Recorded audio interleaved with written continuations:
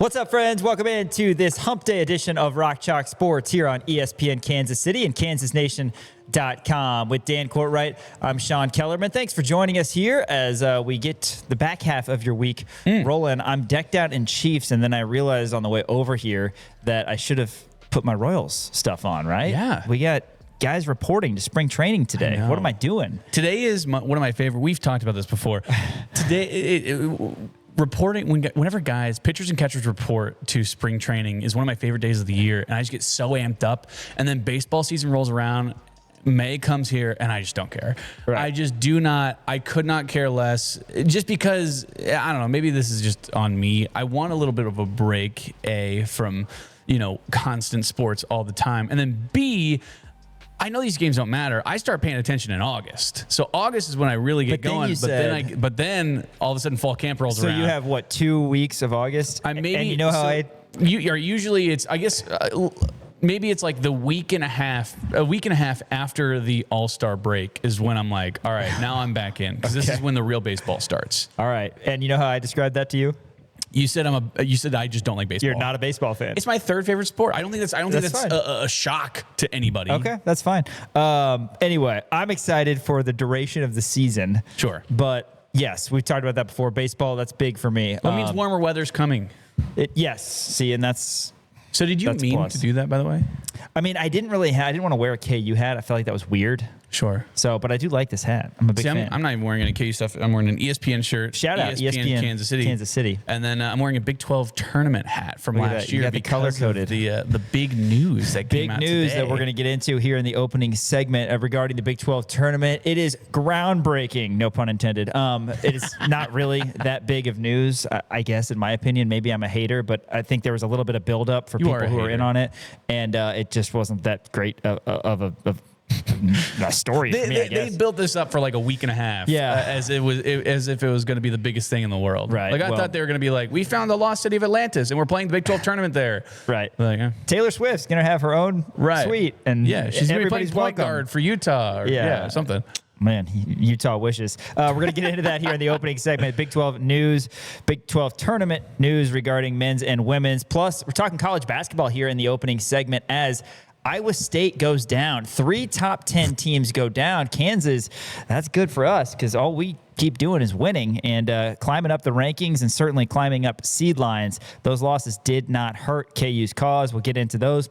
Next segment, the exclusive post-game interview David Lawrence had with Jamari McDowell after a very, very emotional, unbelievable night in Allen Fieldhouse. We'll hear from DL and Jamari. And then after that, we're going to be joined by a special guest straight from the Pacific Coast, Henry Greenstein, KUSports.com, LJWorld.com. Get his take. Really want to know his breakdown on the KU-Utah game from Saturday. I think that's what we focus in on. I think we don't should just not ask him a question. Let's not ask him about Arizona at all. Yeah, I think that's the plan. That'd be great. But yeah, we'll talk softball, baseball as well with the California Kid.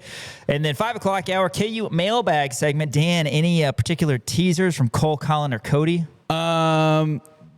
Cody and Colin did ask questions. Both of them were about Darren Peterson, which, again, a little annoying just because Kansas beats the number 1 team. I'm actually, by the way, I'm about to go get all Tommy Lloyd here. Kansas just beat the number 1 team in the nation who was undefeated in Allen Fieldhouse for the first time ever in program history in Allen Fieldhouse, and everybody's asking about DP. Hey. That's not the story. It's a little bit of the story, and I think it makes it a more impressive win. We did a 30-minute open yesterday, and we talked DP, 1 or 2 minutes? That was it? If that. I mean, there's a lot of DP questions Tommy Lloyd, good quote on that. There's a great question by Ron about hypothetically if we were an offensive coordinator, which I want to get your it's really good teaser for you so Sean and I can maybe think about it. It says if you were offensive coordinator for the Jayhawks for 1 possession, could you get your offensive first down? I think I could, and you know how? How's that? I'd utilize the S-back.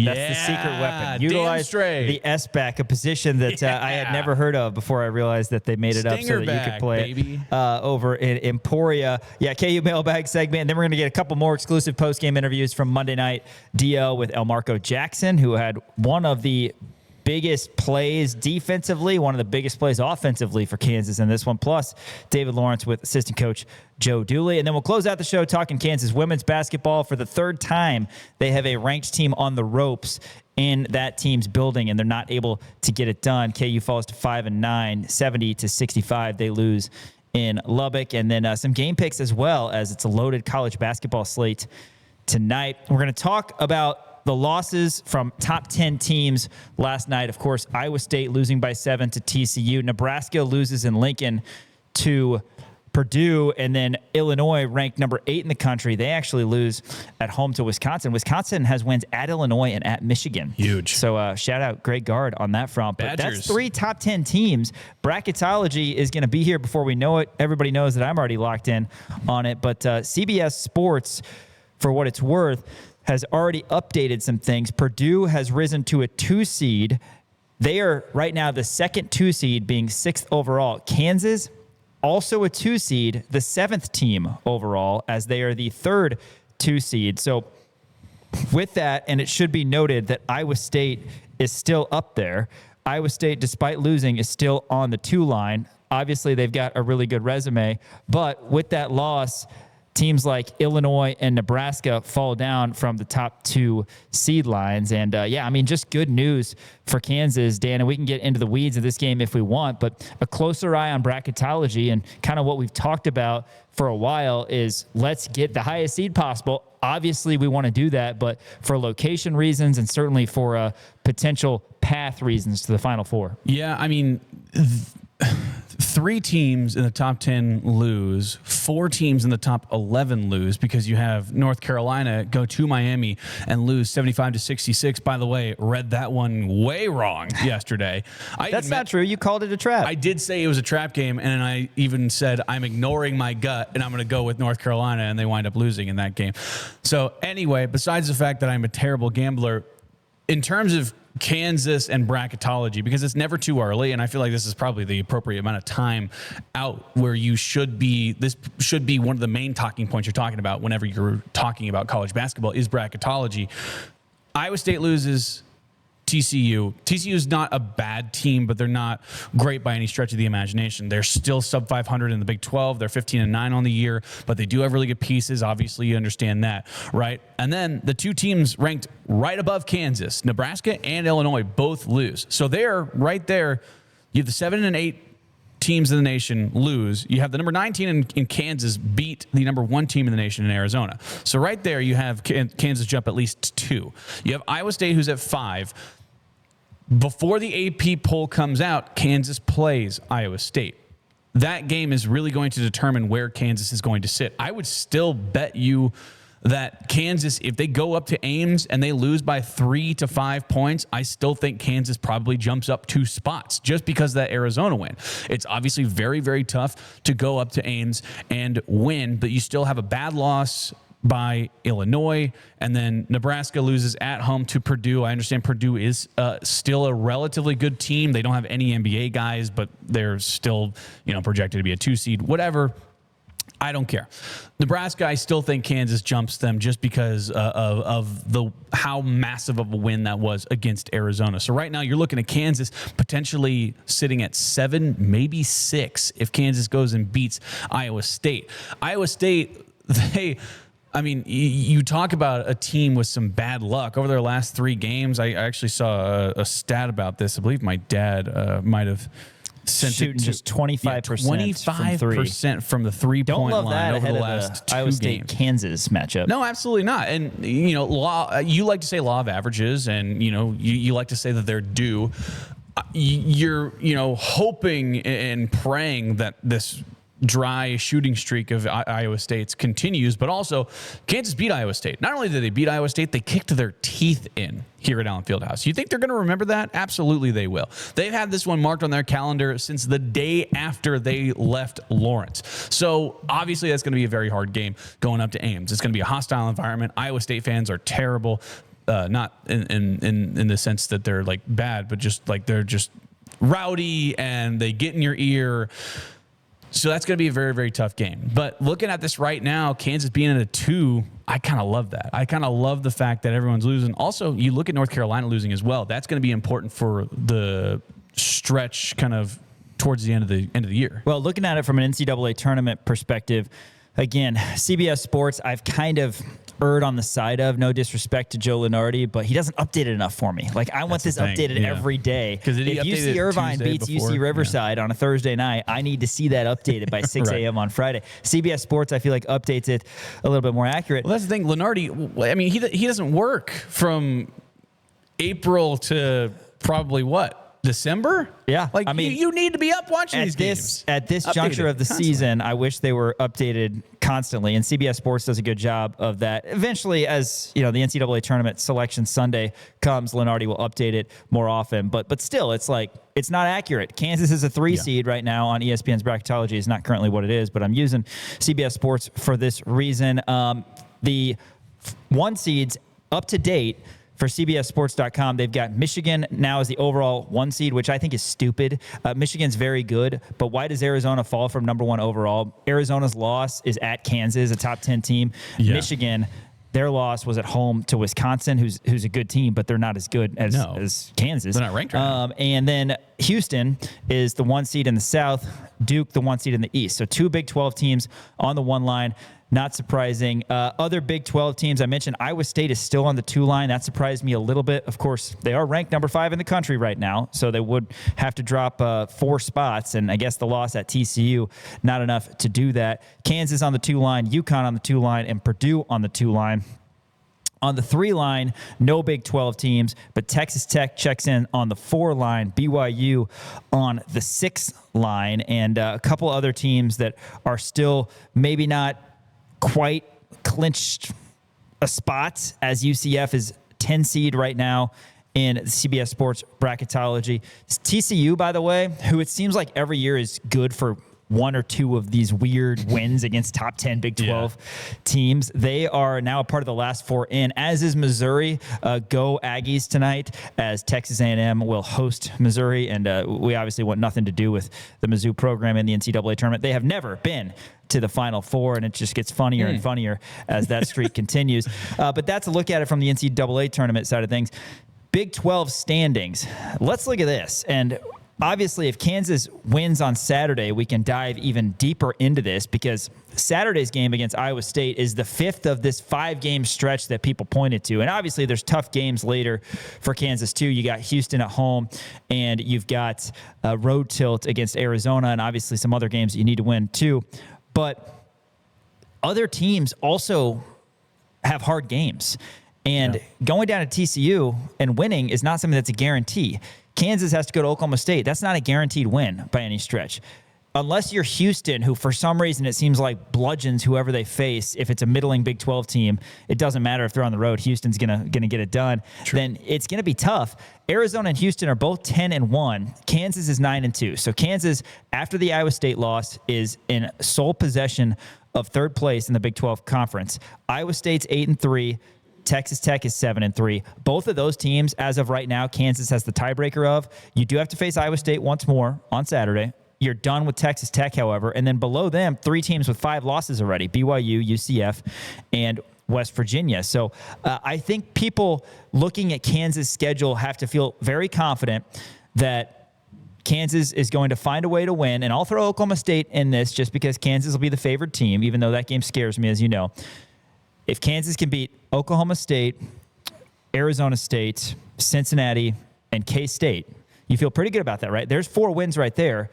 So if that happens, you get to 13 wins. You're looking at 13-5. That would include a loss at Iowa State, at Arizona, and a home loss to Houston, which we don't want by any stretch. No. But that would be, I don't want to say worst case scenario, because things can go bad in a hurry in the Big 12 conference, but semi-realistic that Kansas will get at least 4 wins in the final 7 games. You're 13-5, and your 5 losses is going to be better than a lot of other teams. Realistically, Kansas will probably be looked at to win 5 of the 7. I haven't seen the KenPom metrics yet, but if you go 14-4, then obviously that's very strong, and you're better than the teams that already have 5 losses. So feel good about that. You feel good about the tiebreaker scenario right now. looking at Iowa State, and obviously we'll do a deep dive on the Cyclones as the week goes on. After they host Kansas, they've got Houston at home. They have a Saturday, Monday tilt in Ames, both games, but still, you've got Kansas and Houston. That loss at TCU is not something that they would have envisioned or hoped ahead of this. After the Houston game, they go to Provo and they battle BYU, Utah, and then they're at Texas Tech at home, and then at Arizona. So there's some losses on Iowa State's schedule as well. All of a sudden, Kansas' schedule is not looking quite as difficult when you take into account the other difficult games that Big 12 teams have to play. Mention having to play Houston. There's that factor. Arizona and Houston are going to face each other. Kansas gets Houston at home. If I'm a Houston fan, I'm looking at that game saying, oh, we got to go to Kansas. For us, we're saying we're so glad we got that at home. Yeah. And then Iowa State faces both Arizona and Houston also. So there are some losses for these other teams. Kansas, this little 8-game win streak that they're on, including 3 wins against top 15 teams in their past 4 games, is starting to matter a lot, not just for seeding purposes, but for Big 12 championship aspirations. Yeah, and I think when you look at, especially these games coming up, right, you look at 4 of those games, and you mentioned them with Cincinnati, Oklahoma State, K-State. You have 4 games right there where you feel confident about it, right? But then you also do go to Iowa State. Kansas beat them, and I understand, again, I talked about this. You're going to have to go to Ames. It's going to be tough, obviously. But there are ways to beat Iowa State. Kansas kind of brought all of their flaws to the forefront whenever they were here in Allen Fieldhouse. Arizona, there's ways to beat them. Kansas was able to do that. Now, again, you're not in Allen Fieldhouse. Allen Fieldhouse was a large reason. And I'm not saying that it wasn't anything. Obviously, the fan base was incredible. The atmosphere was insane. The guys were a little bit rattled. But at the same time, the players were the ones who did go out there and beat them without Darren Peterson. So if you have Darren Peterson for that game in Arizona, that's obviously going to be helpful. You have Arizona State. That right there is a win. Houston is the one that I'm looking at. And I feel like we don't often do this enough, is kind of look at it through the other lens. Like, if you're a fan of Houston and you see Allen Fieldhouse on your schedule, you immediately go, oh, crap. Like, that is just such a hard place to win at. We try not to, but we take it for granted sometimes. We're very thankful that Houston is going to be playing in Allen Fieldhouse. But Houston, you got to be thinking that there is something ringing around in their heads thinking, man, we got to go to Allen Fieldhouse, and they are on a hot streak right now. Throughout this week, we've talked about Kansas' schedule. We've talked about Arizona's schedule. And earlier I mentioned Iowa State's schedule. Look at what Houston's got left. They are looking at this schedule with a very clear path, particularly after Arizona lost on Monday, to a championship, because they got K-State at the Fertitta Center on Saturday, slaughter. And then after that, Iowa State at Ames, Tough. Arizona at home, at Kansas. A very tough 3-game stretch, but look how it closes out for the Cougars, Dan. You got Colorado at home, Baylor at home, and at Oklahoma State. They ain't losing those games. No. So that's 4 pretty much automatic wins for Houston, in my opinion. Arizona, again, that's a home game I expect Houston to win. They're looking at, okay, if we can steal either the win at Iowa State or the win at Kansas, that's 2-1 in that 3-game stretch, which, assuming they win the other 4, puts Houston at 16-2. I mean, that's what they're looking at right now. Houston has not lost a lot in recent years, and I'm sure they're expecting to win every game, but that's tough for Kansas. If you're trying to win the Big 12, certainly if you're trying to win it outright, a lot of chips need to fall still, but other teams, to your point, have hard games too, and something that we should discuss, because we're used to kind of protecting ourselves and saying, oh, God, look who we have to play. Well, guys have to play us, and they have to play good teams as well. But yeah, Iowa State losing to TCU last night, 62-55, puts Kansas sole possession of 3rd place, and we'll see what happens in Ames, as Iowa State's going to be now hungry twice. I mean, I guess I have a question for you. You know, looking at Arizona's schedule coming up, right? Obviously, you lose to Kansas. You got Texas Tech coming in. That's not going to be a cakewalk. You also have BYU coming in. I wouldn't say that's going to be a cakewalk. BYU still is a really good team, and I think they're, probably hungry to get back into it. Then they got Houston. That's a tough 4-game stretch, including the Kansas game that was already played where they already lost. So they started their tough 4-game stretch with a loss right now. You're at Houston, then you got Baylor, and then Kansas comes to town. You're closing it out with Iowa State coming into town, and then you got Colorado, which, that's probably a win for them as well. But Arizona, looking at this realistically, you can probably see 3 more losses. I would say, at Houston, I could see Arizona losing that one. I could see potentially Iowa State maybe clipping them there towards the end. Texas Tech's going to give them a run for their money, especially this coming Saturday. I would rather be Houston than Arizona when you look at their schedule moving forward. But because you have the tiebreaker.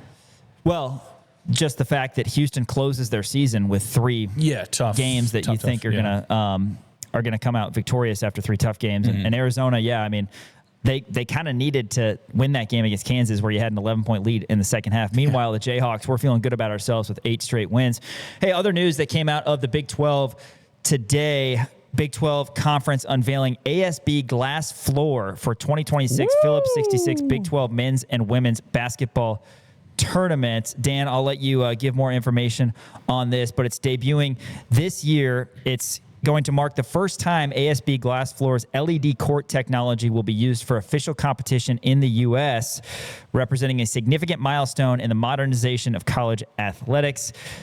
Big 12 stating that the initiative reflects a shared vision to advance innovation in sports, exploring new ways to enhance competition, fan engagement, and the overall game day experience. They describe this as next generation high performance sports floor that meets the standards of modern hardwood courts.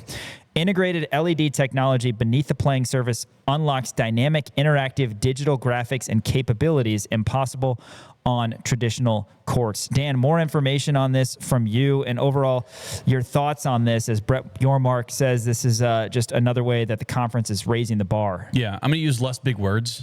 Fair. This is obviously they're trying to use a lot of big words to be like, this is amazing. It's really cool. I like it. I know that you're not. Now, granted, maybe it's because that there was such a huge buildup to it. You know what I mean? Like, it feels like for the last week and a half, you're thinking like, what is even happening? I brought this up to you. Like, it was such a big thing, and they're like, this is going to make national headlines. Oh, my gosh, this is going to be the next step in college athletics. My initial reaction to that was they're going to start paying players. Like, whoever wins the Big 12 tournament, they're going to start paying players. Like, that's how big of the thing this was. And then it turns out, oh, no, just our court lights up, which is, again, really cool. It's cool that the court lights like up, but it. I'm concerned about safety. So that's the other thing. I should point out, Big 12 also says that it enables real-time branding, in-game activations, data-driven results that seamlessly adapt across basketball and other sports without compromising performance, durability, or student-athlete safety. Right. I just personally have hesitations given the fact that it's different than what these guys have been playing for not only this year, but their entire lives. So that's the thing. Quick side weird story. In high school, we went to a basketball camp at Concordia College or Concordia University up in Nebraska. And they had this like indoor gym, indoor track. And then they had basketball courts in the middle of the track. Instead of like a football field, it was basketball courts. The basketball court was carpet. And we played on this. It was terrible. Right. But that's carpet. This is glass, and I guess there's like tempered dots that make it feel like real wood. The concern is safety. I understand that. My concern about safety would potentially be like, what if stuff starts moving? Like, what if you're dribbling on the Phillips 66 logo, all of a sudden it turns, boom, it's an FNBL logo. And, it kind of freaks you out. All of a sudden you get a turnover. Or you step weird because you're like, oh no, there's something under me, and you roll an ankle or something happens, right? I don't think they're going to be changing it during play, at least, while they're going. Maybe like during timeouts, maybe they'll change some of the different things on the court. And there's sponsorship opportunities. Right. And obviously we saw the video, and it's neat, and all the things are moving around. I like it. I do like it. Okay. I think it's fun. And now, granted, again, I'm really curious, and hopefully, whenever we go to the Big 12 tournament this year, I want to just step on it and see what it feels like. because I guess apparently it like there's something to do with like it's easier on your joints and different things like that as opposed to like other hardwood surfaces. At least that's what I saw on Twitter. So it's supposed to be technically safer, but again, basketball players are such creatures of habit that the court changes even a little bit, or you're playing on a different surface, it's going to be weird. And it could potentially be a thing. Now, granted, there are guys who play out on asphalt and concrete and like I said, carpet and different things, and they wind up being fine. So I don't think it's going to be that massive of a deal. It'll be interesting to see because like the LED lights are going to be shining up. Is that going to affect like vision at all?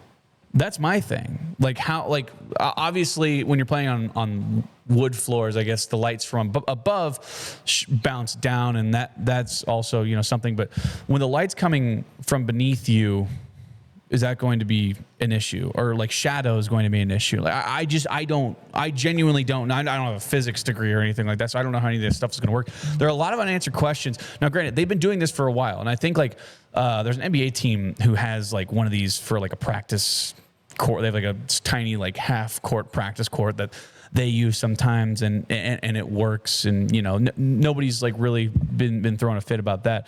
I just really hope that since it's an LED court and they can change it up, they get rid of the little 12s. I hated that last year. I enough time has passed. I'm gonna go ahead and those like off gray 12s, the XIIs, terrible. That looked horrible. Just to confirm, you do not have a physics degree? I don't. Okay. All right. No. Head coach Bill Self. 3 credits so shy. Head coach Bill Self saying regarding this new floor at the Phillips 66 Big 12 championships, quote, since Commissioner Yormark has been in charge of our league, there have been many new initiatives and developments to promote and elevate the Big 12, and I believe playing on the glass floor is something that will receive great interest. I'm excited about it. I'm an old school guy, but this has me thinking of new school ways, and from what I've seen and heard, this is the wave of the future. I think it'll be great.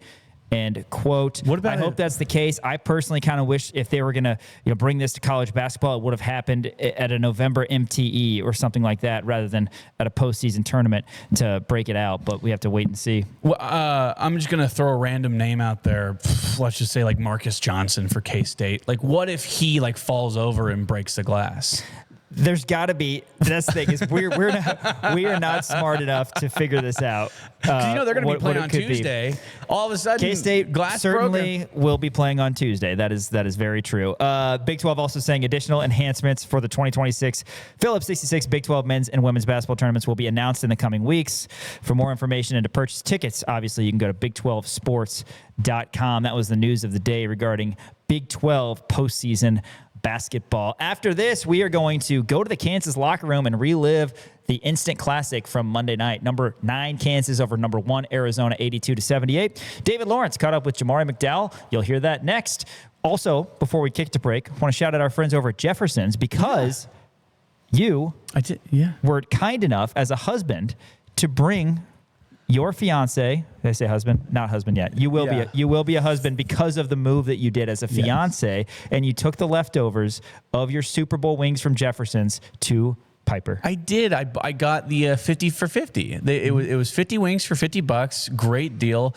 We had a Super Bowl party over at my buddy Cody's house, and Piper kindly bought 50 wings. She bought the wings. How about that? And then she wound up not going to the Super Bowl party. And she goes, you can take the wings, just bring me back any leftovers. So I said, okay, fine. So I set them out. All of a sudden, I look around, third quarter, there's 1 wing left. So nobody, and by the way, that's what I love about it. Yeah. Nobody wanted to be that guy who took the last wing. It's like the last chip at a Mexican restaurant. Yeah, nobody wants to be that guy. So everyone just left this 1 wing. Yeah. And so I went ahead and it came in this giant pan, and I just put the lid back on the pan and I brought it back. I said, here are the leftovers. And she opened it up and there's one. I know. I made you blush earlier when I told you that my wife thought that was funny. Good stuff, though. But 50 wings. The wing, but that's how all you guys needed was 49. I know. That goes to show exactly. That goes to show you how good those Jefferson's wings are, man. They are awesome. They are mango habanero. Money. Mango habanero is like an undefeated wing flavor. Shout out Jefferson's. Yeah, Jefferson's. They sponsor Haney and the Hawks, which you can check out on kansasnation.com. Most recent episode is with the legendary KU basketball player Paul Pierce. All right, Break time before DL and Jamari McDowell. Rock Chalk Sports, KansasNation.com, ESPN, Kansas City.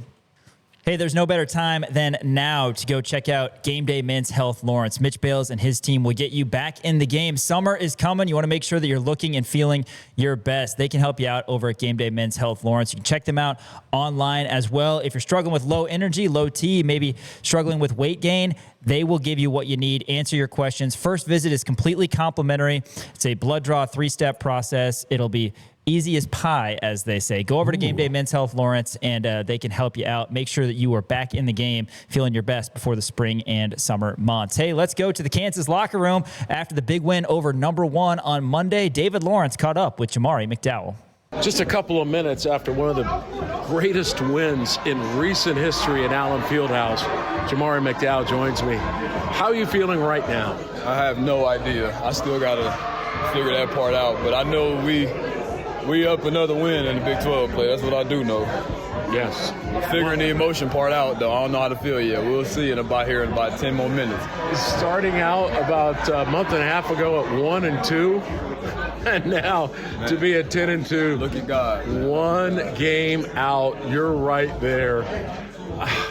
All right, so Kansas down DP. I don't know when you found out about that, but you get more minutes, and someone needed to step up, and that was number 11. Just talk about what you were able to do. A big 3-point shot in the first half, a couple of 3 points. You had 3 steals. You ended up with 4. You had a great floater in 1. Just talk about that amazing first half. I knew we just had to play hard, man. They was undefeated before they came in here, man. There was no other way but to outplay them physically. Energy-wise, we had to get it done on the defensive end and rebounding. So I knew that's what we had to do. Everybody did their job. We came out here happy, man. Yeah, and you didn't seem bothered at all by nerves. I mean, you look calm out there. You're able to hit your jumper. But just talk about the steals that you're able to come up with today. That ain't nothing but God and being in the right place at the right time, honestly. I didn't, you know what I'm saying? Everybody try to credit defense to steals and stuff, but if you do your job, be in the right place, man, that stuff, it'll happen for you. Just do what you're supposed to do, and it'll happen. Jamari McDowell, 10 points, 6 rebounds, and 4 steals. And a game that Arizona, it looked like, we're down 11 early second half, 17:03 to play. We're down 55-44. What were the thoughts right there before we go on the big run? We in the field house. Oh! That's all I'm going to say. We No in the problem. field house. Yeah. Get it done. Yeah, and then the 29-12 run. And one of the things that keyed it was defense. I mean, one of the nation's top offenses in the country, and they can't score for 4+ minutes. Yeah, they're a really good team offensively. I mean, their bigs are giants. They're not just height-wise, but they're huge. They're strong beings, and they have great guards on the perimeter. They're a tough team, man. I'm looking forward to playing them again. But they're really good, and we got to come out with the same intensity that we had there. So yeah, they have so much length inside. Yeah. But you and Melvin, you look fearless. You went right at that length. I mean, that's the only way to attack it. You can't run from it. You run from it, you're going to get put in that ground. That's not what we're going to do out here. So we had to go straight in there. Yes. Yeah. And then, I said it. The man of the hour right there, Flory Badunga. yeah, he was okay, right? Yeah, he was. What he had, 20 and 10 or something like that? Yeah. Yeah, Floyd was really good. He was 23 and 10. Kansas was able to knock down free throws, and sometimes we look past some of those things because they're not dunks, but you got it done. 7 of 8 free throws made at the very end of this game. Absolutely. We practice free throws every day. I mean, that's the moments that we practicing them for, right? Am I right? I mean, That's right. When you, from being a kid all the way to now, is down 2, you got 3 free throws in a row to win the game. Hit all 3 of them, put that pressure on yourself. When the real pressure out there in the game, it'll be just like practice. And I don't want to make this about DP not being out there, but do you think that brought out more concerted effort, or hey guys, we need to all step up when you found out he wasn't going to play? Well, we didn't find out till later. I don't know. I mean, it was pretty late when we found out. I didn't know that I was going to start. And I mean, we played well without him, and we played bad without him as well. But we knew if we had him or not, either way, we was going to get the job done. So, no DP, still the Jayhawks, man. In the field house, you got to get it done regardless of what the circumstances is. All right, we got thousands of fans that are driving home, listening to this. Just talk to them about what it was like, what they provided in the stands tonight in that field house. That 6-man was real, man. That was the livest game I've ever had being here my whole 3 years. I really appreciate all the fans for giving their energy. You know, people could show up, but there's another thing to give your energy and your full effort and concentration into what's going on the court with us. And we all feel like we all part of the same family, man. So we really appreciate that. We needed that, as you can see, for sure. Mari, appreciate you. What a gritty effort. Absolutely, David. Good to see you. Good to see you. That's David Lawrence and Jamari McDowell after KU's win over Arizona on Monday night. DL also had exclusive interviews with Elmarko Jackson and Joe Dooley that we'll hear a little bit later in the show. But after this, the California Kid live in studio. Henry Greenstein, KUSports.com, LJWorld.com, on Rock Chalk Sports, ESPN Kansas City, and KansasNation.com. Well, there was a lot of wheat waving on Monday night, KU over Arizona, and there's a certain energy that comes with Jayhawk basketball, the crowd rising together, the band playing in the unmistakable moment when fans lift their arms and wave the wheat. Dan was doing it straight from the media section. It's a tradition that represents pride, unity, and Jayhawk spirit. With Jayhawk checking from Central Bank, that tradition doesn't stop when the game ends. Jayhawk fans can carry their pride wherever they go with the official Jayhawk debit card, a simple way to show school spirit every day. With Jayhawk Checking and Central Bank, you are supporting the traditions and communities that bring people together. And as the proud community banking partner of the University of Kansas, Central Bank is committed to serving Jayhawk fans with banking options designed for real life on campus, at work, and everywhere in between. So if you're ready to wave the wheat beyond the stands, learn more about Jayhawk Checking and the exclusive debit card at jayhawkchecking.com. That's jayhawkchecking.com. Central Bank, the proud community banking partner of the University of Kansas, member FDIC. All right, time to bring on Henry Greenstein, KUSports.com, and the Lawrence Journal World. Henry, got to ask you about the big game off the top. Kansas 71, Utah 59 on Saturday. I thought the guys came out a little bit sluggish. The Utes actually were within 2 relatively late in the second half, but Kansas was able to grind through it, and they get the 12-point win. Yeah, and an all-time Allen Fieldhouse classic, right? Kansas 71, Utah 59. Yes. I mean, I know that we absolutely love that. A game that will be Where were remembered you when for Keanu generations. Dawes threw it down?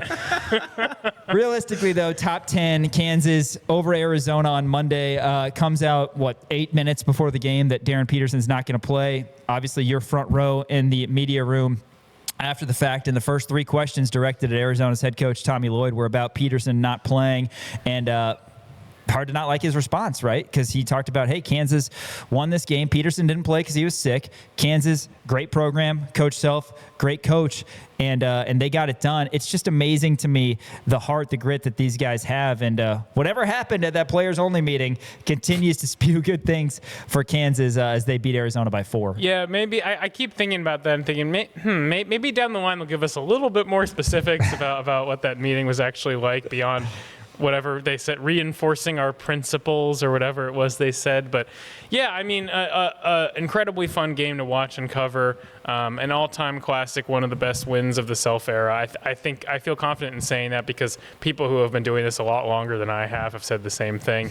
A true, a testament to the strength and the willpower of this team to get it done without Peterson against a team that had just physically dominated so many opponents in a row. For Flory to hold his own, even after the way Krivas was going at everyone in the paint early on, I mean, they were within striking distance in terms of rebounding and in terms of paint points against a team with Krivas and Tobe Awaka on it, and Koa Pete and those guys. And so just a really great show of fortitude by the KU front court. And meanwhile, in the back court, as Sean always likes to say, no one gets judged less for their field goal percentage than Melvin Council. And this game was probably the defining example of that, because I don't know how many players can get away with going 6 for 25.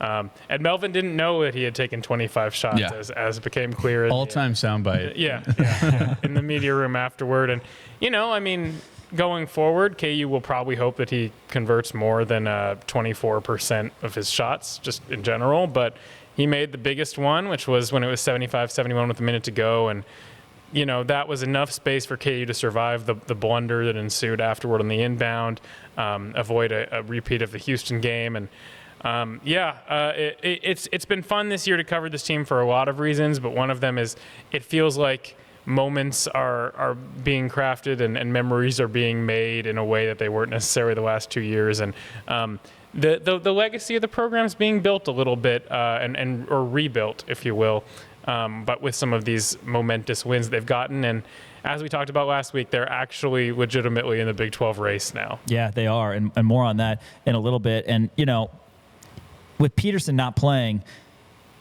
you would think that Kansas would need a big game from Trey White offensively. Trey White, when DP has not played this year, has been Kansas' probably best offensive player. Obviously, Flory now has been on this ascent to where he's as valuable as anybody, and Melvin's going to get you some points and contribute basically in every category. I mean this respectfully to Melvin Council and Trey White, and I hope that those guys play in the NBA someday, because every kid who plays at the high college level has that dream. But the 32 scouts that are there for 22 different teams were there to watch a bunch of dudes on Arizona, and probably, Darren Peterson, Flory Bidunga for Kansas. Bryson Tiller put his name on the map as well. But it's just such a Bill Self way of winning that Kansas did is maybe there's more talent or even perceived talent on the other side, but those guys just grind, and just the belief to win, the culture at Kansas is back. It's amazing that particularly Council and White have played such huge parts in that coming back. Yeah, absolutely. And as I've said so many times, it's a testament to the evaluations in the offseason of those two guys. But yeah, I mean, who would have thought that those two players would combine to go to 7 for 31 and KU could beat the number one undefeated Arizona Wildcats? Like, it's unthinkable that would be the case. But the defense was so steady. And a lot of credit should go to Jamari, McDowell, and Elmarko Jackson for how steady they were on that end in particular, as guys who, they get their fair share of praise, but also their fair share of criticism. And I thought this was, especially in the first half, probably the best Jamari's played. And they needed that without Peterson. So, yeah, I mean, an incredible team effort, as you said. Certainly a Bill Self kind of win in the sense that they made the other team play poorly. He's been asking for them to do that all year. Not that Arizona was poor all around. I mean, Braden Burries almost put them on his back. Oh, my God. Yeah. And Krivas was exceptional throughout, except he got kind of tired at the end. But they made Bradley one of the best point guards in the country, a complete non-factor. They made Koa Pete go 2 for 11. Karchenkov was a non-factor. Awaka was in foul trouble. And if you can take out that many nationally relevant caliber players, it speaks extremely well of your defense. And it's something that KU has done well in years past. And the fact that that's a trait that this year's team has reclaimed after seemingly losing it for a 3-game stretch at the start of January is really encouraging when it comes to their long-term prospects. Yeah, 100%. Henry Greenstein, KUSports.com, and the Lawrence Journal World. Wanted to talk to you about Bryson Tiller, because it feels like every single press conference that we get to talk to Bryson, kind of after the beginning of conference play, we go, well, how did you think about your performance? He goes, well, I've just been more aggressive, and that's what I need. And that's the word that keeps on coming up, is more aggressive. I think when you looked at early Bryson Tiller compared to where he is now, two different players, just in terms of, his willingness to be able to drive to the basket, his willingness to, post a guy up and bang with the guys down low. Just talk about, kind of his growth and what you've seen out of him, because he came up big, especially in that first half. I mean, he's the main reason Kansas was even in that game to begin with. Yeah, I mean, there's so much to like about his game, even at this very early stage of his development. You think about how advanced he already is in terms of the arsenal of post moves he has at his disposal, and how elegant he can be in getting around defenders there. You think about the shooting touch, which I'm sure is something that pro scouts are happy to see. He's getting better as a cutter. He's getting better as a rebounder. He has, and he's good size too. He has all the traits you would want. I think it really is a mental thing. And that's, yes, as you said, he keeps saying, well, I just came out and tried to be aggressive. And we're seeing it. We're seeing him try to go one-on-one and post up Pete, as he did effectively early in the first half. We're seeing him take kind of these fadeaway jumpers that no one else on the team really does. And it makes for such a nice counterpoint with Forey in a lot of ways. He, early in the year, self-described him as an X factor to this team becoming what it potentially could. And we're seeing that get borne out because his improvement has a lot to do with the win streak they're currently on. Yeah, no doubt. Bryson Tiller, 14 of Kansas' first 22 against the Wildcats, 82-78. Kansas playing with a short roster with no Darren Peterson. They found a way to get it done, and you have to think that all those games they played in Vegas and otherwise without DP, I mean, it was kind of a mess at the beginning. They scored just 56 against UConn. We know UConn's really good, but they have figured it out and were able to outscore legitimately an Arizona team that is top 6 in KenPom, both offensively and defensively. And as you said a little bit ago, Henry, Kansas is right in the thick of it now. Other teams have been losing. Kansas has not been losing at all. It's been a month, and when that happens, you're going to climb up the rankings. You're going to climb up the standings. Iowa State loses last night. Arizona and Houston are both 10-1. I think Arizona has a couple more losses on their schedule. I think Houston has the most fortuitous schedule because they've got 3 hard games, if you will. And if I'm not mistaken, the home game is against Arizona. They go to Iowa State and to Lawrence. We were talking about this in the first segment. I think Houston's got to be looking at that saying, hey, it's doable if we still won on the road to go 6-1.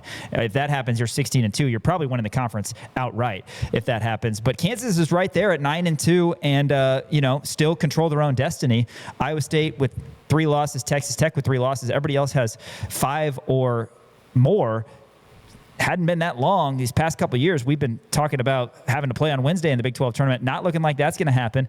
What chances do you give this Kansas team to be able to keep this thing rolling and potentially get some diamonds? Yeah, I mean, it's still really tough, which is what happens when you start 1-2 against teams that are in the mid-level of the conference, and that's not an easy thing to overcome. But they absolutely have a shot. 1 game back of Arizona and Houston, and both those teams are on their schedule. Just like from the simplest mathematical standpoint, they control their own destiny to get a share of the Big 12 title. That's a fun position for them to be in with 7 games to go. At the same time, it doesn't get any easier. We already know this Saturday they're playing at Hilton against the Cyclones will be out for blood. I have no idea what to make of last night's result in Fort Worth. It's the Jamie Dixon special. We were saying, twice a year he beats a top 10 team. Except, I think this was his first win over a top 5 team. They've got the strangest resume. Yeah, they lost to New Orleans. I think they have a win and a loss in all 4 quadrants. Is that right? Something like that. And they almost beat Michigan. Yes. They're the Jameis Winston of college basketball teams. Yes, exactly. It's completely ridiculous. And I only watched a few minutes of that game, but I don't even think it was really like a David Punch bonanza. I think it was like Xavier Edmonds and Micah Robinson. Shout out. And they held Iowa State to 55. So yeah, it was the law firm who did it for him. Yeah, the law firm. So I have no idea what to make of that, but Iowa State now fading from the race a little bit, but man, they'd certainly like nothing more than to get their revenge on Saturday. And yeah, the big Monday streak that we just finished talking about for several days in a row is going to be tested again on the 23rd when Houston comes to town. Yeah. I hope I got that date right. The 23rd. Sounds right.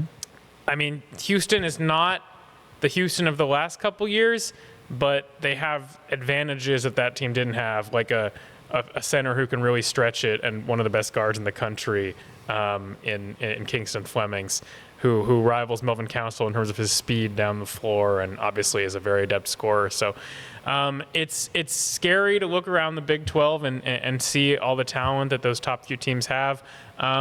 If you ask me right now, I wouldn't be super confident that KU ultimately ends up in first place, but certainly in terms of like seating and their general placement, it's a big improvement over years past. So 70%? Is that what you're? I'm not going to 70%. Okay, he's not going to 70. Well, yeah, that's his.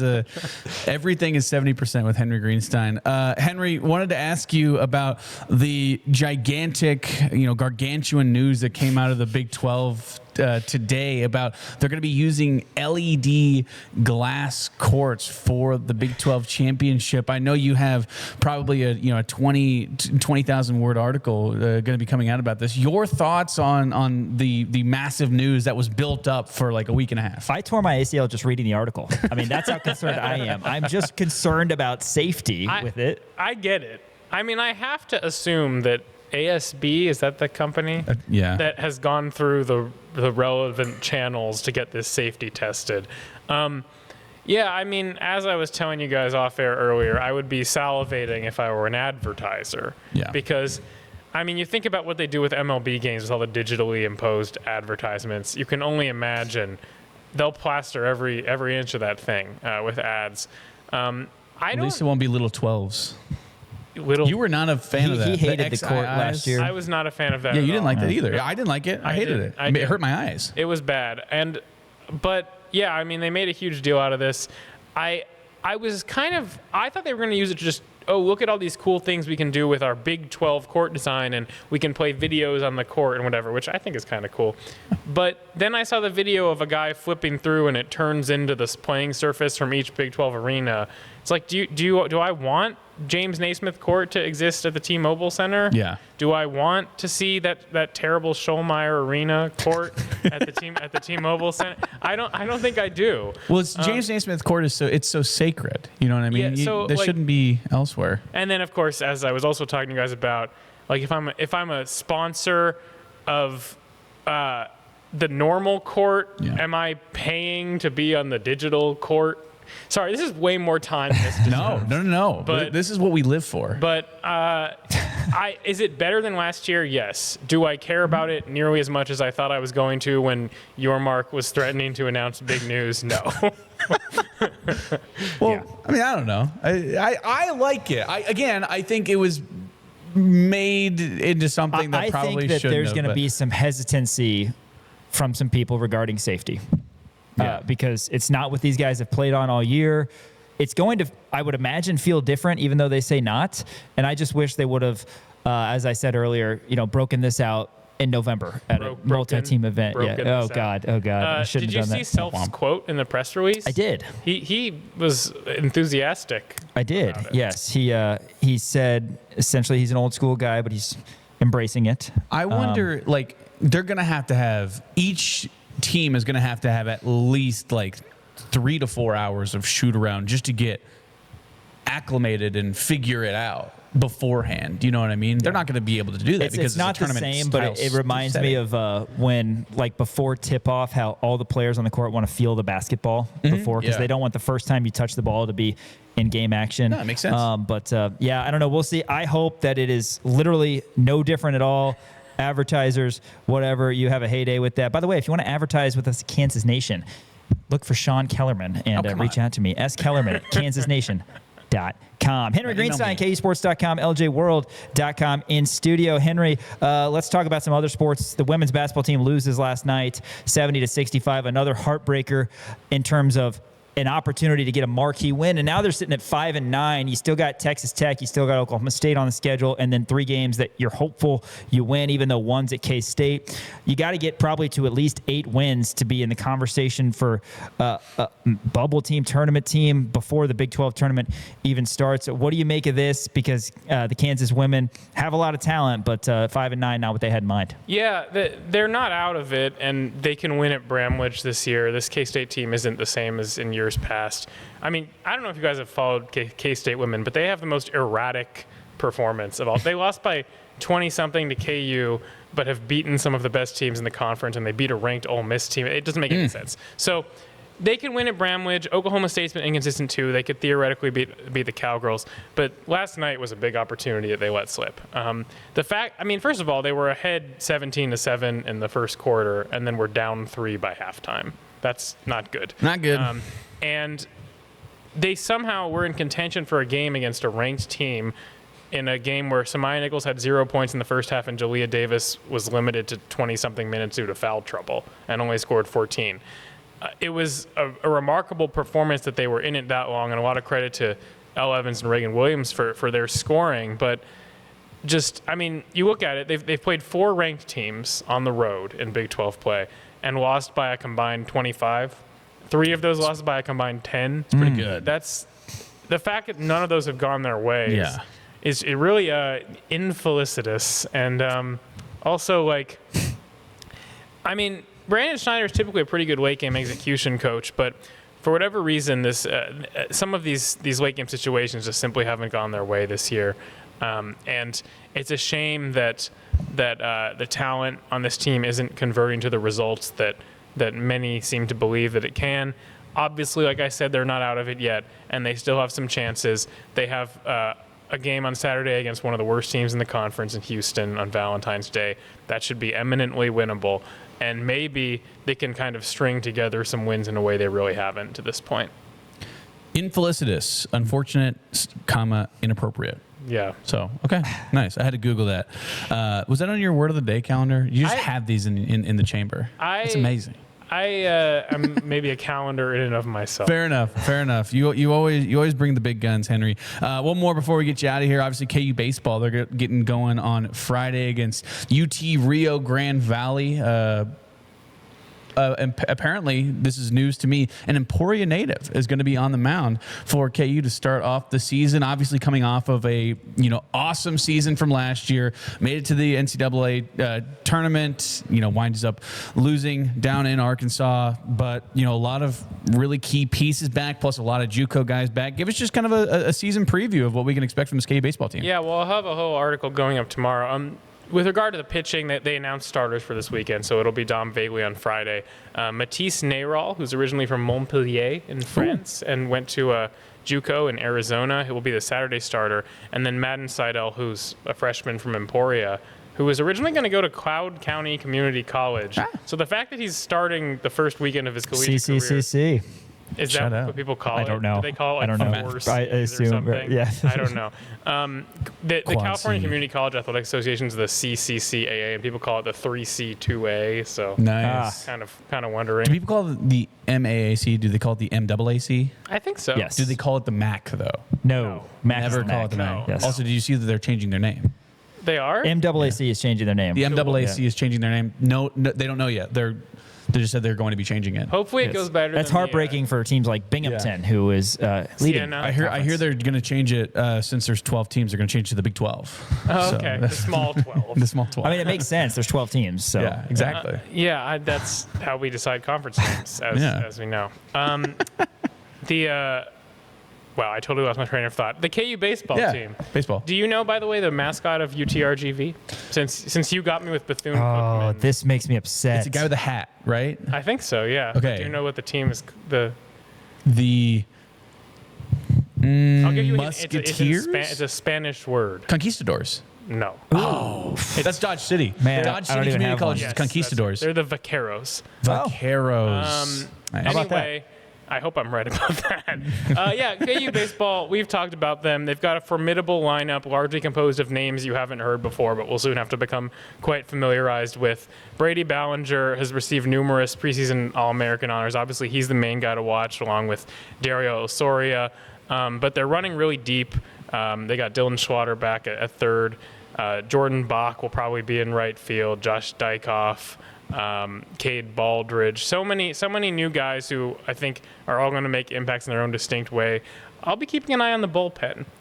Bodie Ray was just named to the Stopper of the Year watch list. He's a JUCO guy from Kirkwood Community College.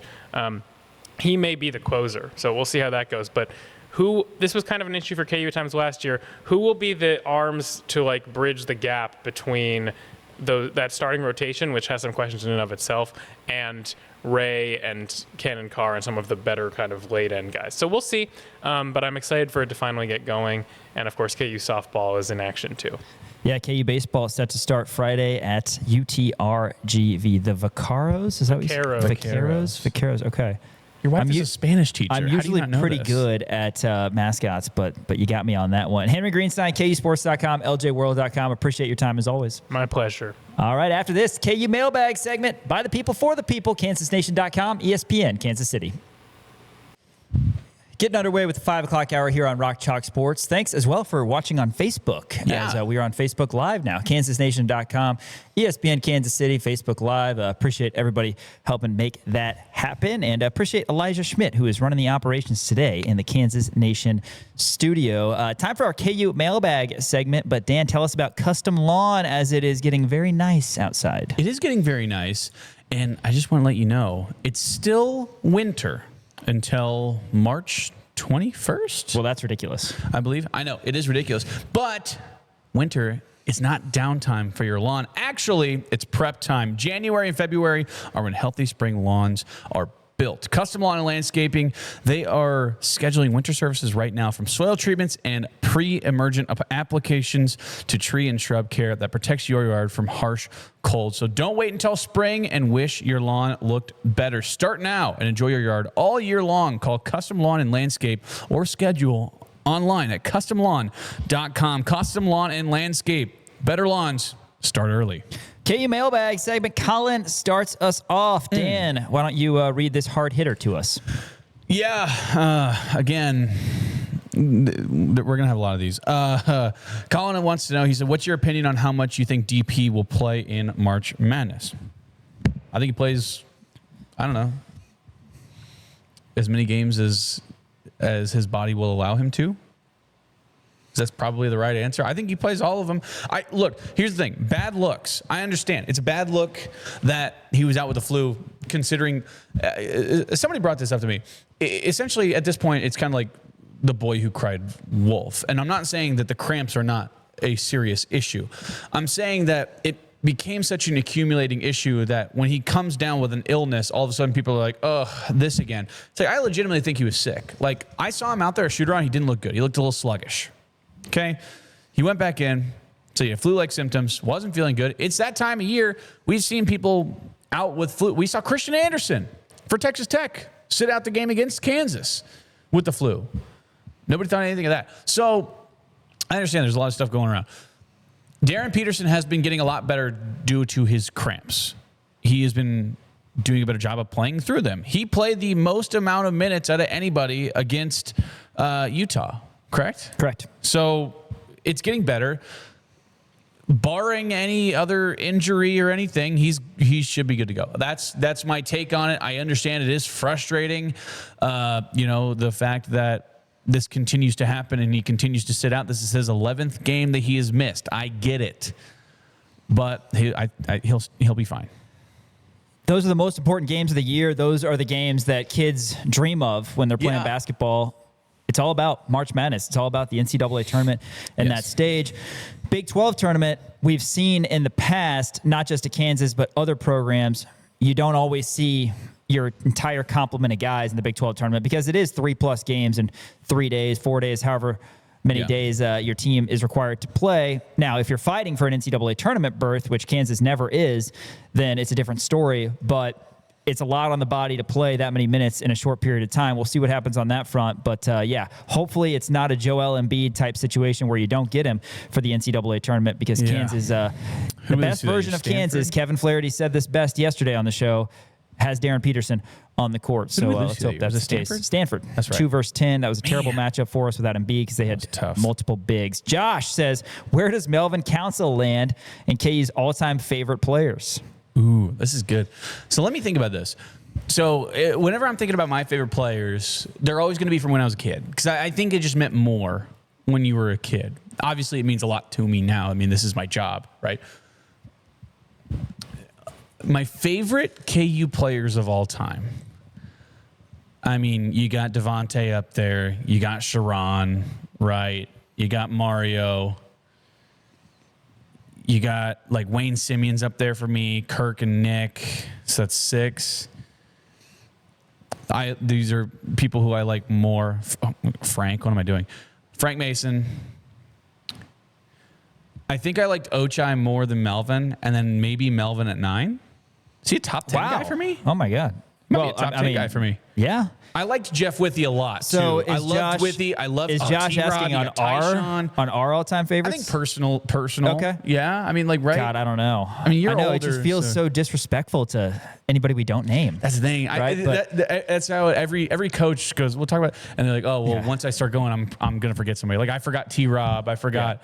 You know, Tyshawn. You know, there's a lot of guys you're gonna forget. He's so easy to cheer for and just has embraced KU. And I said this earlier, I think on Monday. Well, it might have been yesterday after the Arizona game. I was like, man, he was one of the most important gets that Bill Self has ever had. Ever. As an incoming freshman, the portal, at any level, any transfer. And man, it's been you think fun Jeff to watch. Withy was? Oh, that's a good question. Who was a more important get, Melvin Council or Jeff Withy in who they transferred in? It's got to be Melvin because Kansas was in a situation where they have labored the past couple of years, and Withy had such a special skill set. Obviously, set records for blocked shots. Yeah. That was big. That team also had Tyshawn and T-Rob, but I feel like Kansas fans desperately needed somebody with the heart and the ability to connect with the fans. Like Melvin Council. Is Cody, he a top 15 guy for you? I don't know. See, I can't do that until after March Madness. I have to. Sure. I have to wait. Yeah, and that's the thing. You brought that up. You said this 2025-26 team is shaping up to be one of the all-time favorites for a lot of people. But you would also preface that by saying there's a lot of basketball to be played. Yeah, and you don't want They have a lot of time to disappoint us. And you don't want to, put too much on that. But when you think of it, you think of, and there are exceptions, like obviously, 96, 97, Jacques Vaughn, Paul Pierce, those are some of many Jayhawks fans' favorite players. True. But I think a lot is tied to championships, right? Yeah. It is. And, and even Frank Mason never went to a Final Four, which is maybe as disappointing as anything in KU history. Devontae got to the Final Four his final season, and one of my all-time favorites is Devon Dotson, and he didn't get a chance. Oh, yeah. His final year at Kansas, obviously could have come back, wish that he would have, but, guys got to do what guys got to do, and he just missed the NIL opportunity. Did Dotson, and just a shame. Udoka Azubuike, too, never got to play in the Big 12 tournament his 4 years here. That was a bummer. Marcus Garrett's one of my favorites, too. Great. National Defensive Player of the Year, as Doak was by some outlets. Yeah. All right, what's next here? Cody, another Darren Peterson question. Go for it. I'll do this one. I'm not gonna. He said, I saw on Twitter people are giving Darren Peterson the nickname DNP, which stands for did not play. What are your thoughts on that? My thoughts on that are, he's averaging 20 points a game whenever he is in. He hit two clutch threes against Texas Tech on their home court when Kansas was down virtually the entire game. He had a poster dunk against BYU. He might be the most fluid basketball player I have ever seen in my life, and I think that he is going to be in a professional basketball Hall of Famer, going to be in the Naismith Hall of Fame. And I think he's dealing with some cramps. That's my thoughts on that. I said a few weeks ago, and I hope this is the last thing. Injuries happen. I hope this is the last thing regarding Peterson and the KU mailbag. With Derrick Rose? Obviously, there was different because there were like ACL tears, but I don't know. Again, what I said even last week, 2 weeks ago, maybe. When Peterson's out there, be glad that he's out there, and he makes Kansas better, in my opinion. Kevin said yesterday, again, Kansas' best team has Darren Peterson on the court. Yeah. He's the most talented guy on the roster. There's a lot of really talented players, a lot of players that play with great heart. And when he's out there, great.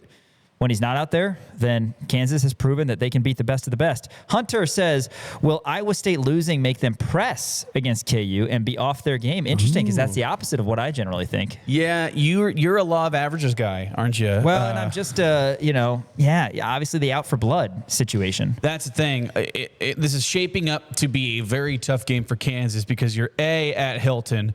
Tough place to play. B, they're coming off of 2 games where combined they're shooting 25% from the 3-point line. And C, we beat their butts last time they were here at Allen Fieldhouse. So it's a perfect mixture, a perfect storm of Iowa State's going to be hungry, man. They just lost to TCU. They understand that, with the way that this can go, we understand that teams can go on losing streaks and they want to get out there and beat Kansas, who is, I'm going to go ahead and say, the hottest team in all of college basketball right now. I mean, I guess Miami of Ohio, just because they haven't lost. But Kansas, I think, is the hottest team in college basketball right now. So they want to, put that fire out. But that's interesting, the way that he said it, is going to make them press. Press as in, not like a full court press, but press as in like... Yeah, their backs are against the wall now for the Big 12. That's the thing. I mean, Hunter is... I mean... Maybe I'm with Hunter on this one. Like maybe Iowa State is going to try to press and they're going to try to speed things up and they're going to get a little bit out of control and Kansas could potentially take over in that game. I don't know. Got a text related, or a tweet related to the LED court. We touched on that in the opening segment. Dan's a big fan. I don't hate it as long as it's proven to be at least equally as safe as a normal basketball hardwood floor. Also got a text from Adam. Again, I said text. I'm used to the text line on the Jayhawk Radio Network. A tweet from Adam. When is the best time to wake up in the morning? I like kind of veering away from basketball here. We needed this. Yeah. When's the best time to wake up in the morning? What time did you wake up this morning? How many times did you wake up last night for your baby? Well, my wife did most of the heavy lifting as she usually does, but I was up at 6:15, 7:15. Okay. So, I got a little pockets of sleep there. Sure. I got a little bit of a slower start today. I think I got out of bed at maybe 7:45-ish. Is that your ideal time to wake up? Ideally, I'd be sleeping until 9:30, 10 o'clock every day. Wouldn't that be nice? And have breakfast in bed? Wouldn't that be good? Yeah, ideally, no. I'll tell you when the best time to wake up is. Whenever I damn well please. Whenever my body naturally wants to wake it up. I haven't had that in so long where I go to sleep and then I naturally wake up. You know what? My mornings are constantly my alarms. And I shoot out of bed and I think that there's an emergency and it's just my phone alarm. And then I turn it off and I go back to sleep because I have 15 other alarms set. I just want once where I can just go to sleep. I'm not setting any alarms and I wake up when my body wants me to. That's the best time to wake up. The kid-free Dan Courtwright. Ron says, if you were offensive coordinator for the Jayhawks for one possession, could you get your offensive first down? Are we talking 3rd and 1, or is it a fresh set of downs? Fresh set of downs, 1st and 10. Say it again. I'm going. First and 10. You're at. Well, let's just go ahead and say you're at the 25. Yeah. Let's say, it's after a kickoff. They just scored. Touchback. You get the ball to 25. What's your first play call? Are you going? I got to know a little bit about my personnel, man. You haven't told me anything. For the Jayhawks. You KU. Okay. You got this upcoming season. So Dylan Edwards. First play from scrimmage. So you have Dylan Edwards, maybe Yassine Willis in the backfield if you want, right? If you want to go, 2 backs. Let's see. Carson Brune, I guess, could be your tight end. Okay. Wide receivers, you got Nick McMillan, Najee Cox, Keaton Quebeca, Cam Pickett. All right, I'm going RPO. First down. RPO, first down. I'll have Zeke Marshall at quarterback. Okay. I'm going to put Pickett in the slot, but I'm going to have him go in motion.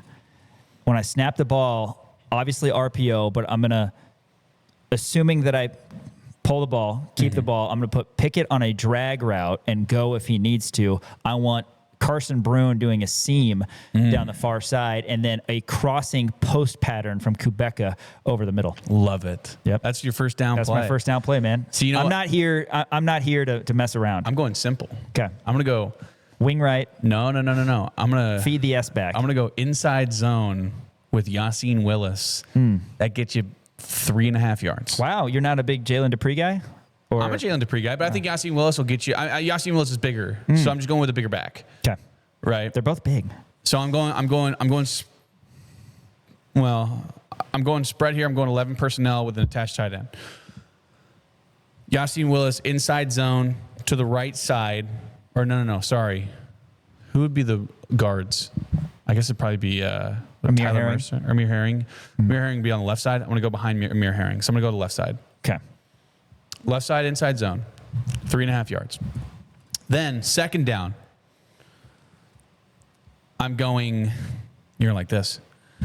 Which I already got my first down, so I'm good. So fair enough. Cam Pickett motion jet sweep. Yeah. He takes that corner. I like it. From the right side to the left side. Now, if he doesn't get the first down there, which he probably will, then I'm looking at what, 3rd and 5 maybe? Wow. 2 plays netting 5 yards. You are not very good at this. I've never been offensive coordinator before. 3rd and 5.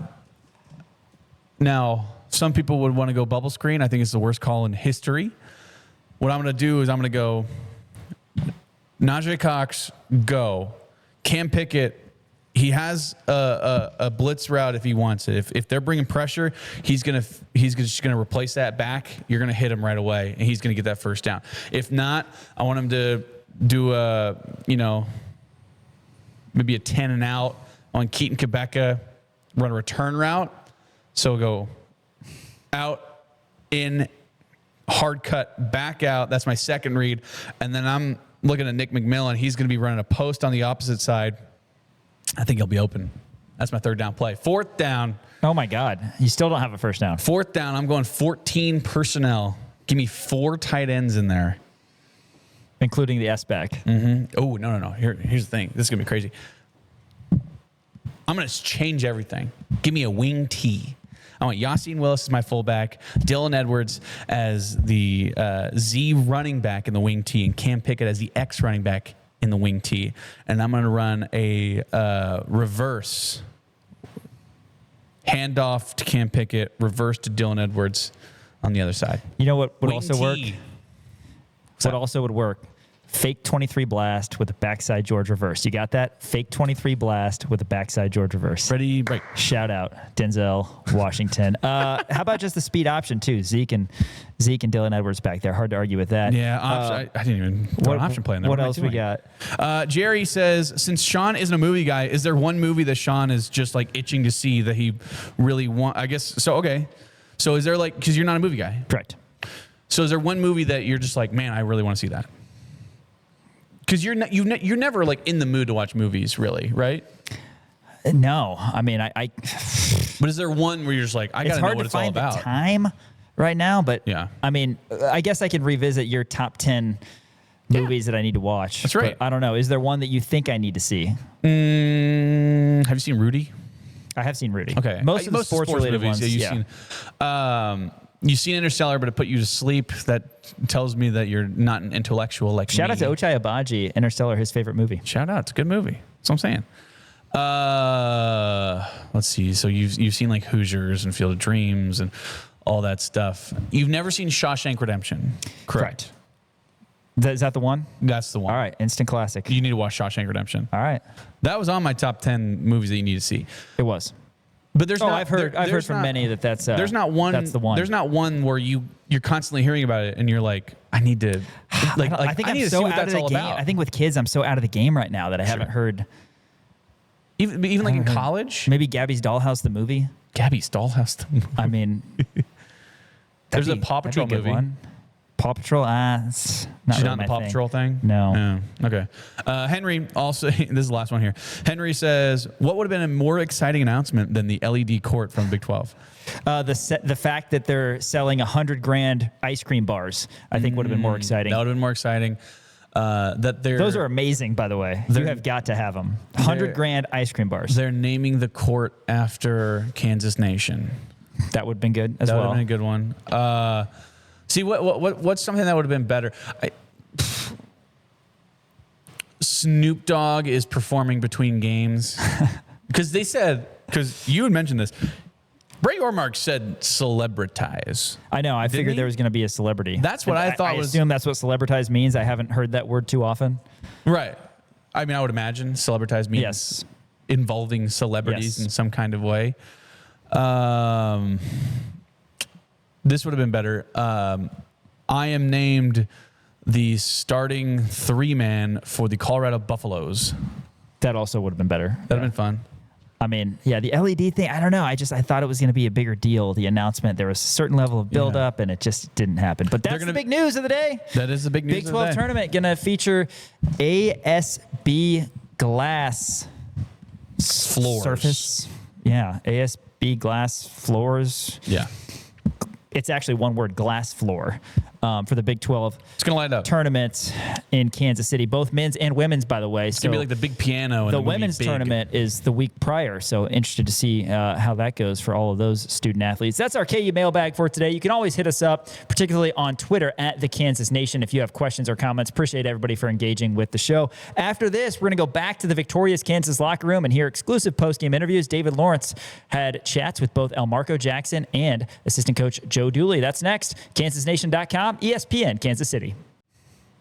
Well, it's winter time for a little bit longer, although the next couple days look like they're going to be very nice in the 60s and sunny. But winter is not downtime for your lawn. It's prep time. February, a great month to build a healthy spring lawn. Custom Lawn and Landscape are scheduling winter services right now, soil treatments and pre-emergent applications to tree and shrub care that protects your yard from harsh cold.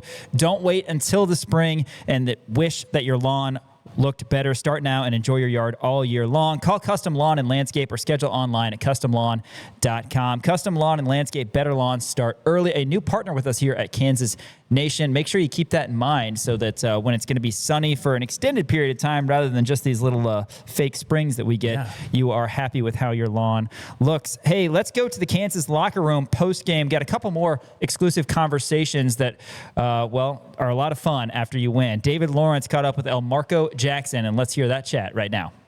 Elmarko Jackson, tell me the emotions going on in this locker room, the grit and toughness out there in the field house, and America's greatest college basketball venue maybe took a step up tonight. Yeah, I mean, it's not too much I can say. I mean, you just really have to be here to experience it. It feels really good to get a win like that. And, what I feel like is like the cathedral of college basketball. So, but that's just really just a testament to everybody within the program. We got great people within the program that push the players to be better every day. And, we compete every day in practice. This is everything that we dreamed and envisioned of. So, we've been on a really good journey over these past 7 games on our winning streak. So, we're not slowing down. So we're going to keep going. Arizona's up 55-44. We're down 11 with 17:03 to play. What's going through the huddle at that timeout? Nothing. I mean, we're a mature team. We know what we got to do and our assignments that we have to, carry out. Coach kept, these big games, Coach talks to us about mature team wins, and, you just got to stay even keel. You can't get too high, get too low, and, that's just what we did. And you did it with defense in that stretch. I mean, you still made shots, but Arizona, one of the top offenses in the country, didn't score for 4+ minutes. Just talk about the defensive effort. Yeah, I mean, it's just like you said, we're gritty. We're a gritty team. We're not scared to get dirty, get physical with other teams. And, these are games that we love. When we go against is big boy basketball, as Coach says. And we going against strong, grown men, and, it's just a battle of will. So Kansas had just taken the lead for the first time, and you're up 73-67. What's got to be one of the biggest plays of the game. You ripped the ball out of one of the Arizona players on offense and get it to Bryson Tiller for the dunk. Just describe that play. It's just what it's just our culture. Playing tough and playing unselfish. BT had a really good first half, and I know, my first step is pretty quick. Not a lot of people can stay in front of me, so I saw a gap within the defense. I drove it, I attacked the rim, and I seen BT's man help over, so I just dropped it off. Yeah, yourself and Melvin, you guys are constantly driving it right into all that length. Just talk about that. Just so much courage, just going right at him. Yeah, I mean, you seen Flory today in the whole year. I feel like he's Defensive Player of the Year. So going against that every day in practice, along with Paul, it kind of just makes game situations a little easier. We're not going against a Flory Badung at the rim. We're going against, Kriva, even though he's a really good defensive player and player overall, we're going against, guys like that. Yeah. No discredit to him. Well, You're 1-2 to start out conference, and now you're one game out of first place. How did you get there? What did it take? Just belief in ourselves. I feel like had we won the Duke game, UNC game, or UConn game, people would kind of look at us different. I feel like since we didn't win those games, teams was or the media was looking at us different. But we know the caliber of team we are, and we put in the work every day, and it's only right that these moments come in front of us, we go take it. Elmarko Jackson joining us in post game. All right, last question. We got lots of fans driving home right now, and they're listening to you. Tell them what it was like to be out there playing in the best college basketball venue, but tonight maybe even better than it's been. Yeah, that's by far the best game that I've been a part of in the Fieldhouse. The crowd energy, the crowd pops, everything. It's really hard to put it into words unless you've been here, unless you feel it. It's something that you feel. It courses through your body. Pre-game, it courses through your body during TV timeout, during big plays. It's a magical feeling. If you haven't been here, you gotta come here. So, yeah. It's a bucket list. Marco, congratulations again, man. Appreciate you. What a night. Yes, sir. What a night for Kansas basketball. Yes, sir. That's David Lawrence and Elmarko Jackson after the 82-78 win on Monday. Big Monday, where Bill Self is now 40-0.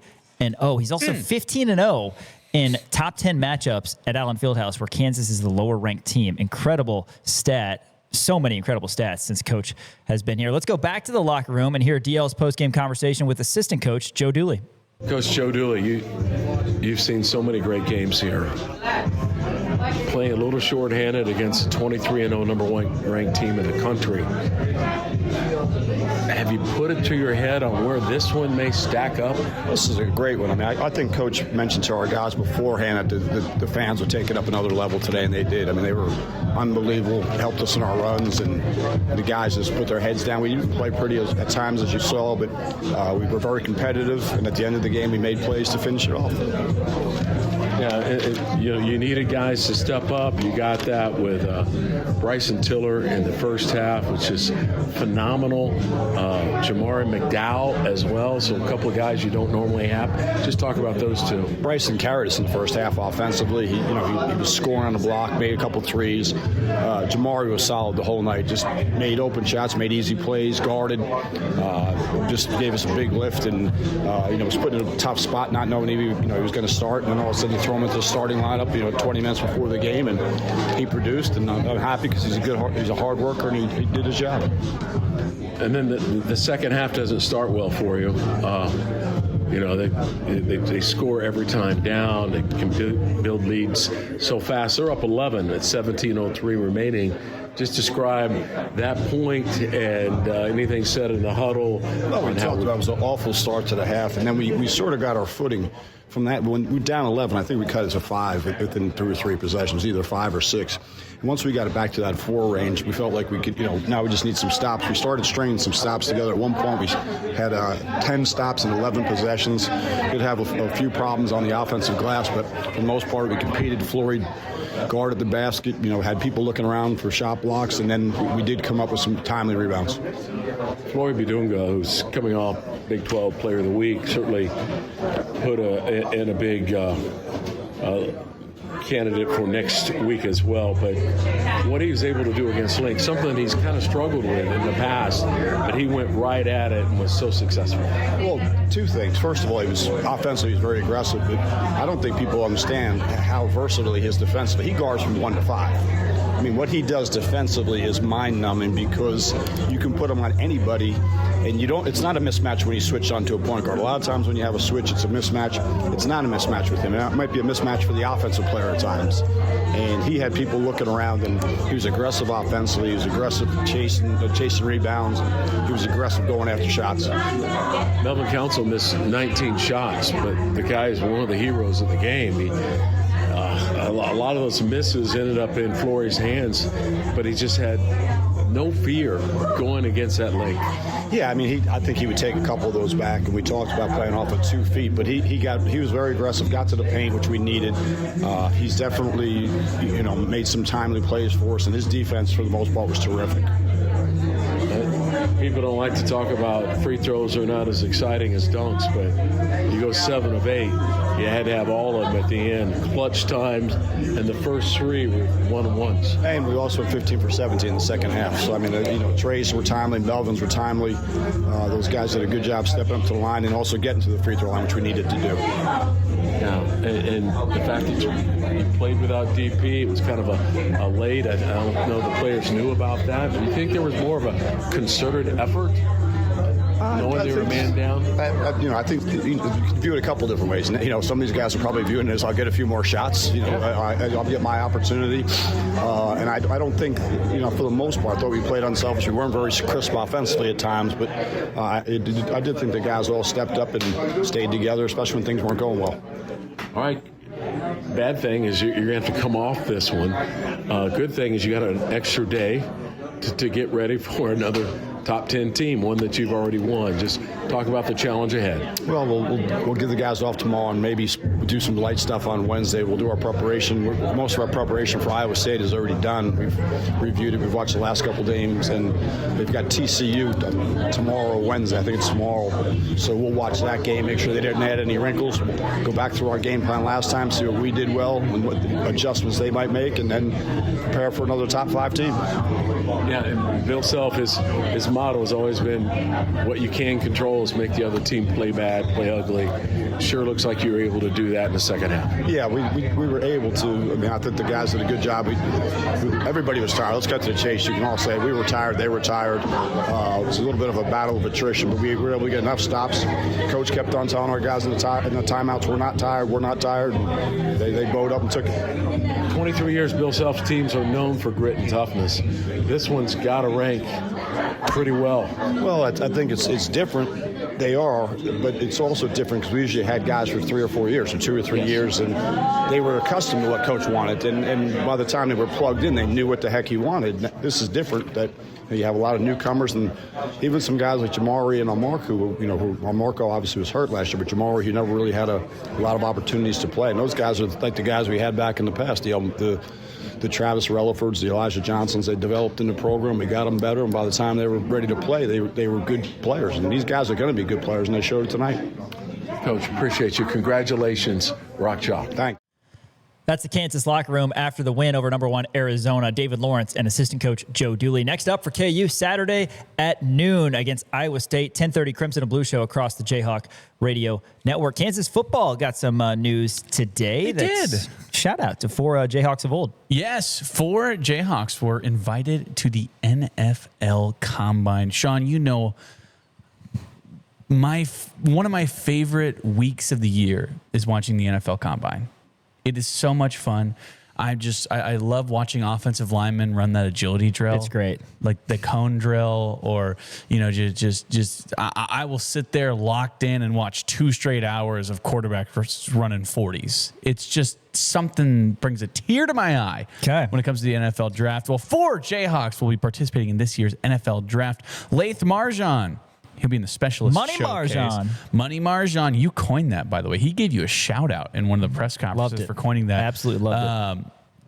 Obviously, don't need them to really run 40s or anything, but he'll be kicking at the Combine. You also got Enrique Cruz, who got invited to the Combine. Maybe a little bit of surprise, I think, in regards to that. I mean, really impressive that he was invited to the NFL Combine. Obviously has the measurables to be an excellent, offensive lineman at the next level. Emmanuel Henderson Jr. also invited to the NFL Combine.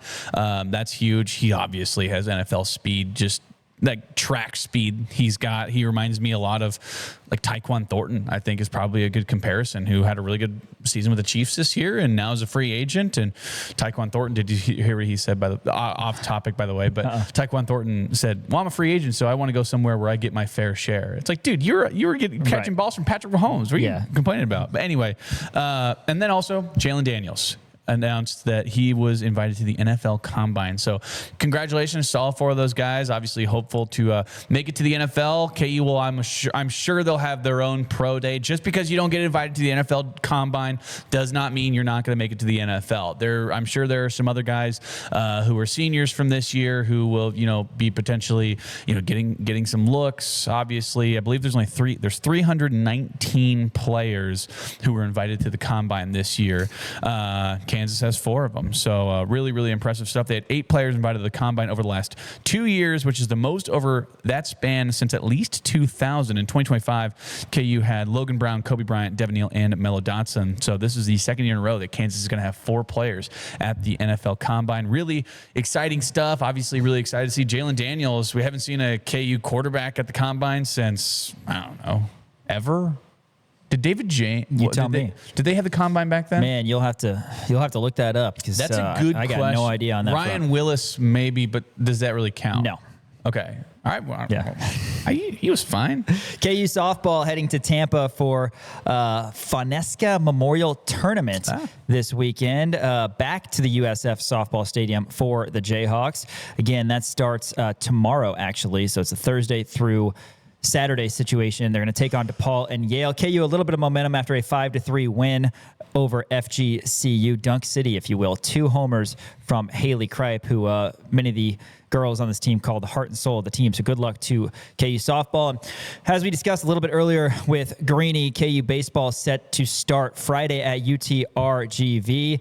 That's going to be a 3-game set. Dom Vagley, Mathis Nayral, and Madden Seidel so far are the weekend guys for Kansas. We'll see how that goes. Coach Fitz, we spoke to last week, and he said that it's an open competition, basically. So we'll see how the rotation, how the bullpen come together for KU baseball, but just excited to get that going. As always, Coach Fitz has a really talented roster on hand, and they're going to, as usual, spend a lot of time on the road before they open up against St. Thomas here in Lawrence in early March. We'll keep you up to date on everything going on with KU baseball. Fun run last year in the Big 12 tournament, and the prior year when they won the Big 12 tournament before losing in the regionals in the NCAA tournament. After this, going to give some college basketball game picks and maybe a little KU Iowa State appetizer before the big game coming up on Saturday. That's next. Rock Chalk Sports, ESPN Kansas City, and KansasNation.com.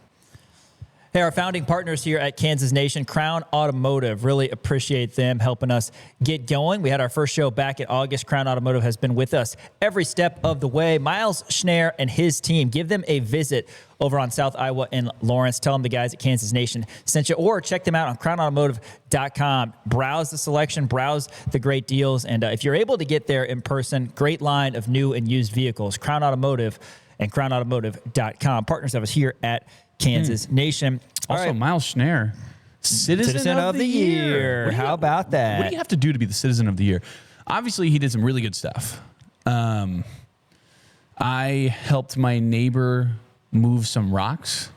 Does that throw my name in the running? You should check in with Miles on that and see how far away you are. I'm going to call City Hall and say, hey, I helped my neighbor move some rocks. Put me in the running. Throw my name in the hat.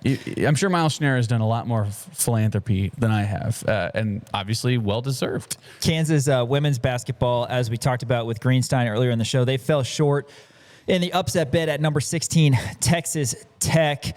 Kansas winless against ranked opponents this season. They've come so close so often, 70-65. Samaya Nichols tied this game at 59 all with 1:34 to play. But again, Kansas wasn't able to finish against a really good team. It was Tech scoring 11 of the final 17 points. Nichols had 15. Jalea Davis, the 6th time, by the way, in a row, 6th-time running, if you will, Big 12 Freshman of the Week, 14 points. Elle Evans had 11. Raiden Williams had 10. KU shot 46% from the field, but they had 20 turnovers.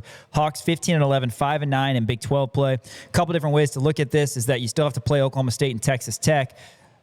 Other way of looking at it, you still get a chance to get a couple marquee wins. Oklahoma State is not ranked, but Texas Tech ranked number 16, and they come back to Lawrence for a return trip. Kansas realistically has got to win that one, and you could theoretically win 6 in a row if you're able to beat those best teams in the conference because you got winnable games against Houston, K-State, and the like. We'll see what happens for the Kansas women as they try to right the ship. And they got to win these last 4. I think I might have said 6. They got to win these last 4 to be 9-9 in conference play.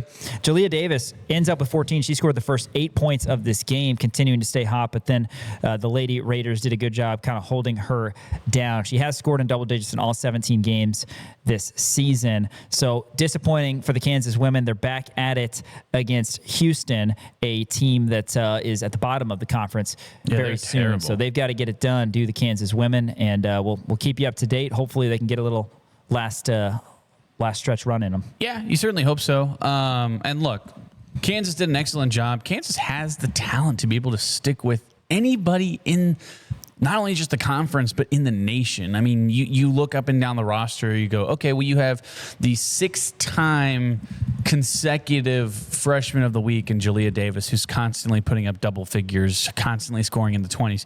You have Samaya Nichols, who's so good at getting to the free throw line, who's so good at scoring and so good at facilitating. You have Elle coming off the bench, who's such a good shooter. She went 3 for 6 from 3 in this game, hit 3 of Kansas's 4 threes in this game. And you look up and down the box score, you looked up and down the roster, you go, how is this even possible? Well, I'll tell you, Kansas had 20 turnovers. 6 of them were from Samaya. You can't have 20 turnovers if you're going to try to win a game, especially against a top 15 opponent like Texas Tech. But I will say this, do not be shocked. Do not be alarmed if Kansas goes on a run in the Big 12 tournament. They have the capability. They have the players. They have the mindset. They continue to lose games in just the worst fashion possible. They're constantly in it. They almost beat Iowa State at Ames. They almost beat TCU down in Fort Worth. They almost beat Texas Tech in Texas Tech. Every game that they've played against top caliber opponents, they're right there. They're not able to get it done. I think that you should not be shocked because as of right now, the way that it sits, Kansas is not a tournament team. The women's team is not a tournament team. You have to win the Big 12. You don't think Brandon is telling them that? Saying, hey, I know you guys have what it takes. The shooting, the athleticism, the post presence from Jalea and Lily down low. They have all of the makings of a tournament team. I'm saying don't be shocked if you all of a sudden see them playing Friday and or Saturday in the Big 12 tournament. Kansas is just 5-9. They get Houston next, as I said. That's going to be Saturday after the men's game. That's at 4:00. Of course, the men are on the road this Saturday, so a little bit easier from a logistical standpoint. After Houston, who's 1-11, it's K-State, who's 7-6 in Manhattan. Then Texas Tech, who's 10-3, comes to town. Oklahoma State is 8-5. Can Kansas find a way to win all 4? If so, they're on the bubble at 19-11, 9-9, but we'll have to wait and see. That's going to do it for Rock Chalk Sports today. Shout out to Elijah Schmidt running the operations. For Dan Courtwright, Sean Kellerman saying we'll catch you tomorrow from 4 to 6, ESPN Kansas City and KansasNation.com.